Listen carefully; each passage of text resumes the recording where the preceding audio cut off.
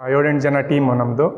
College pass out ಆಗಿ ಬಂದಮೇಲೆ ಮುಂದೆ ಜೀವನ ಹೇಗಪ್ಪ ಅಂತ ಪ್ರಶ್ನೆ ಆದಾಗ ನಾವು ಒಂದು ಸಿನಿಮಾ ರಂಗನ ಆಯ್ಕೆ ಮಾಡ್ಕೋತೀವಿ. ಸಿನಿಮಾ ಮಾಡಿ ಅದರಿಂದ ದುಡ್ಡು ಮಾಡ್ಬೋದು ಅಂತ. ಅದೇ ಏನು ಮುಂದೆ ಏನು ಮಾಡ್ತಾರೆ ಅನ್ನೋದೇ ಸ್ಟೋರಿ. ಸಿನಿಮಾ ಈಗ ಸ್ಟಾರ್ಟ್ ಮಾಡ್ತಾರೆ, ಅದು ಯಾವ ರೀತಿ ಹೋಗುತ್ತೆ, ಏನೇನು ಅಡೆತಡೆಗಳು ಬರುತ್ತೆ ಸಿನಿಮಾ ತಯಾರು ಮಾಡಬೇಕಾದ್ರೆ, ಪ್ರೊಡ್ಯೂಸರೆಲ್ಲ ಯಾವ ಥರ ಏನು.